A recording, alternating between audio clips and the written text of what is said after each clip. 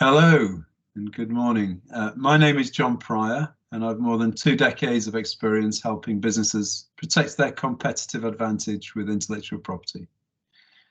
Today, I'm really pleased to welcome Emma Yates, who's a specialist lawyer in reputation management and IP in the team at Irwin Mitchell.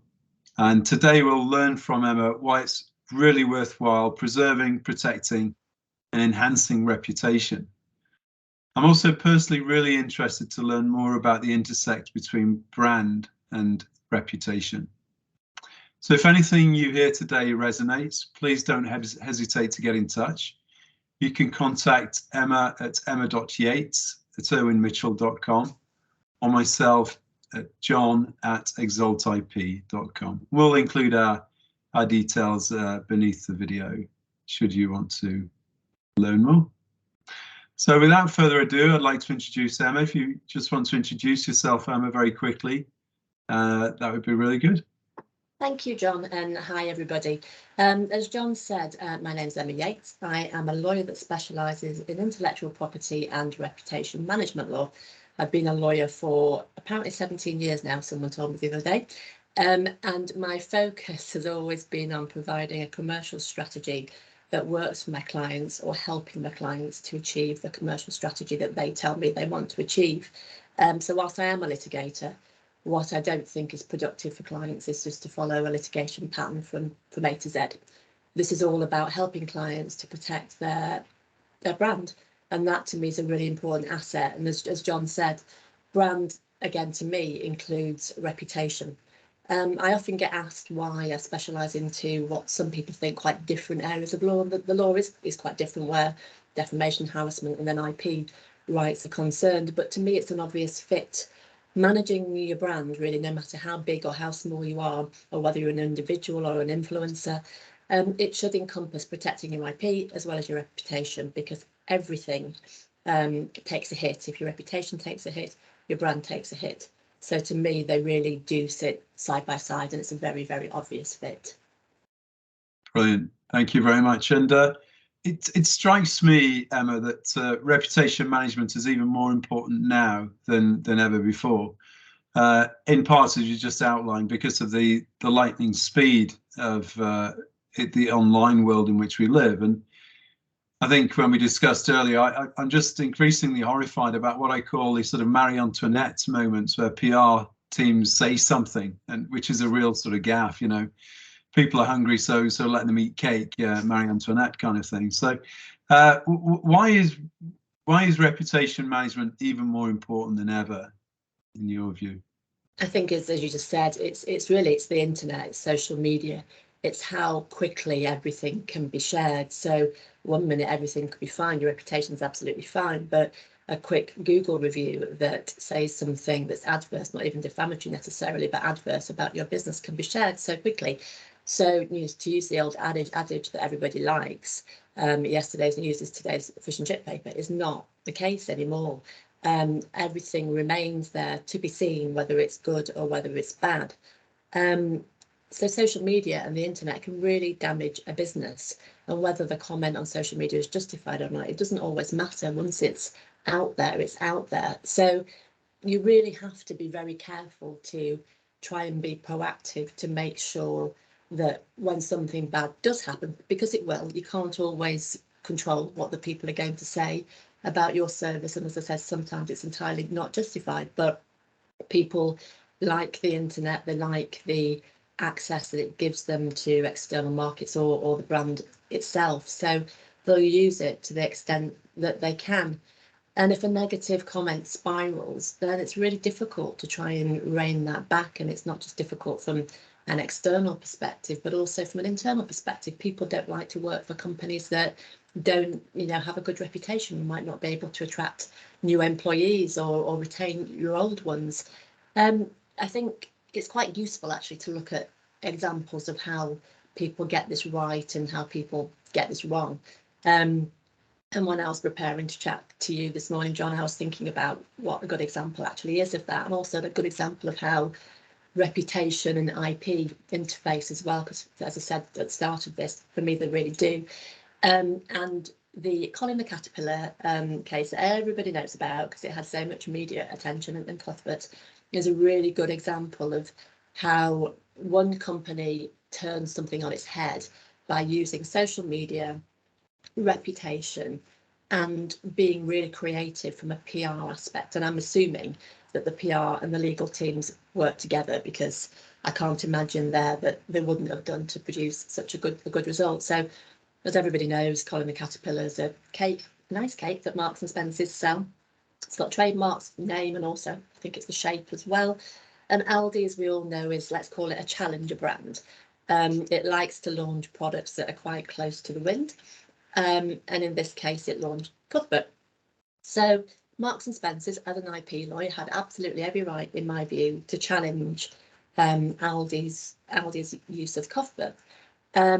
Your IP is an asset. Marks and Spencer spent a lot of time, a lot of money protecting an asset and building a really market-leading product. So, as I said, from my point of view, absolutely, they've got every right to protect their brand and that product name and the trademark. But what Aldi did, when really this should have been on the back foot, was really cleverly use PR, use Twitter, use social media to get humorous tweets out there and really get the court of public opinion on their side.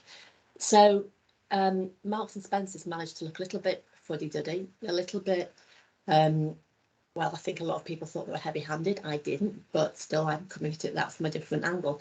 But Aldi did a really good job of changing the narrative, and as I said, I'm assuming legal worked together with PR to create that holistic approach to really get quite a good result from what shouldn't have been their starting position. Really, it should have been Marks and Spencer being on top there. So I think, to me, that's a really good example of how you use your brand, you use your reputation, you use social media, and you really think about it from every angle. And when something is not working so well, for example, getting sued, not great, think about what you can do to change the message. And I know Aldi's in a position where it has been sued a number of times for various things, so it's used to being in that position. But it did a really good job of turning everything on its head. I agree. I thought it was a really interesting case. Didn't they have pictures of Cuthbert behind bars? Yeah, and skydiving and all sorts of things. Campaigns going on. Yeah, it really did. And even within the IP team, we've got a WhatsApp group messaging each other. And yeah, you do. Everyone has a different view. The IP lawyers can see, as I said, why Marks and Spencer did what it did, but the PR team did a great job. I thought it was interesting because I understand it, Emma, and I like the cakes as well. That every other supermarket's got something similar, a Charles or a Cherie or something, a similar C-named cake.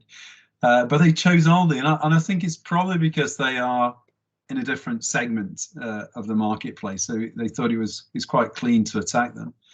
But I also understand, for example, that M&S give, to their credit, give a percentage of profit on Cuthbert.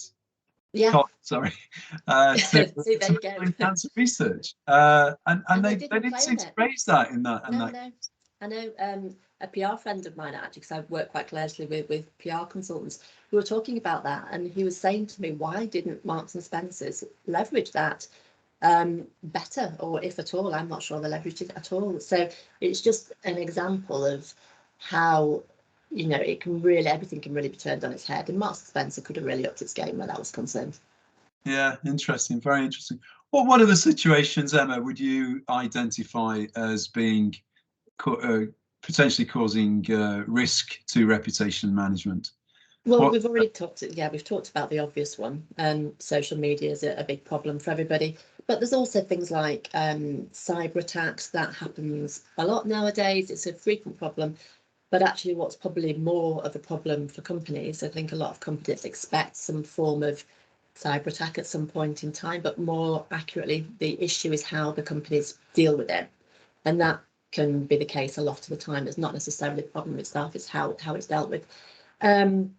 We've mentioned online defamatory comments, or not even defamatory, but adverse comments, a big problem for companies and quite hard to do anything about. Internal events as well, for example, how companies deal with its staff or deal with its messaging and living the values. P&O Ferries is a really good example recently of how that's gone so terribly wrong. Yeah. And also Brewdog as well, you know, a brand that everyone thought was quite edgy and talked a lot about its values, and people liked the beer, liked what it stood for, but then you find out that the senior members of staff, or a senior member of staff, is not living the values to the extent that you would expect them to, and that really hits their external reputation. Situations like the Aldi and M&S story, a lot of companies have issues if they're launching a new brand or a product service line with competitors, but again, it's how do they deal with it? Yeah. And it always comes down, in my view, to how the company or the individual deals with something. And as I said, you can't just nowadays externally talk about your values and what your company stands for. You absolutely have to live it, because in today's day and age, people will find out via the internet, via some quick Googling, and via an employee taking social media to have a whinge, that actually what you're saying is not what you're actually doing, and that's not great from a reputation perspective. Yeah, really interesting. And I think, as you sort of alluded to earlier, the storm will come. It will.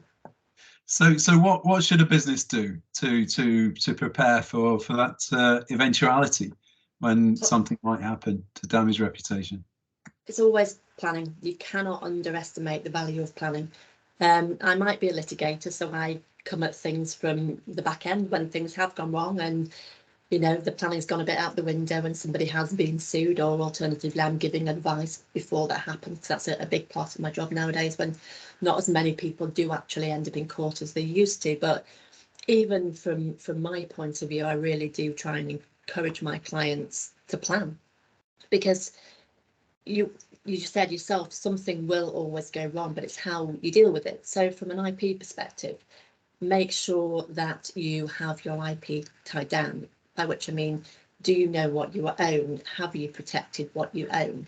And make sure that if you do own it, you use it properly, so you have advice about how to use the assets. And IP absolutely is an asset, and a very valuable one, so make sure you use it properly, because if you don't use it, in the case of certain assets, you do lose it. Have you done an IP audit? Most IP lawyers will offer IP audit services, and it's a really useful tool, but it's a tool you can sometimes struggle to get clients to recognise the value of, because until they've had a problem, they don't really realise that doing something from the front end would have been a lot cheaper for them and a lot better for them than having to deal with the likes of me. So, you know, getting that report, knowing what your IP is, it's really great from an investment point of view as well, because you need to know from an investment point of view what you own and that you're using it properly. And also doing things like freedom to operate searches from an IP perspective too. There's no point launching a brand or a new service line and using a new name without knowing that it's free to be used. And again, a lot of my clients will come to me when there's an infringement action from a trademark perspective, and they'll say, well, the name was free on Companies House. Well, that isn't good enough. It's not Companies House that's going to be the problem. You know, you need to check the IPO, you need to do the Intellectual Property Office, you need to do clearance searches. And again, lawyers can offer clearance searches that really should be utilised, and a much deeper dive into whether a name is free to be used, rather than just a quick Google search. So those are the things that you can do from an IP perspective to make sure you've got the planning bit right. There's no point spending a load of money with your PR people, your marketing people, your branding people to launch a service line or a product, and then 6 months down the line be told you can't use it, and then having spent a load of money with me for me to unpick it all. That's just not a good use of anyone's time and really cash. And a lot of people don't have available cash anymore.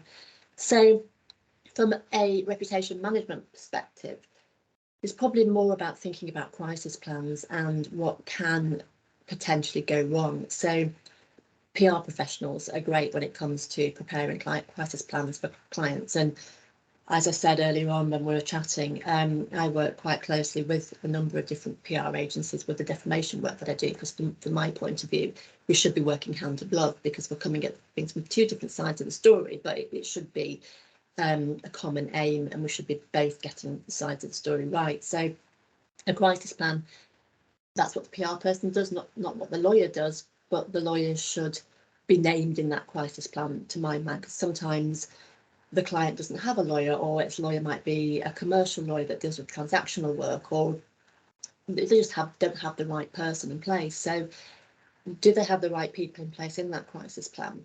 Has that crisis plan been done and chucked in the bottom drawer, never to be seen again? Because that's no good. Don't spend the time and money having that plan without making sure that everybody from the CEO down to the most junior person in the organisation knows where it is and what it is, because it's not really going to be the CEO that finds out that something's gone terribly wrong. It'll be the security guard that realises there's been a break-in and the laptops have gone, or it'll be the marketing person that keeps an eye on social media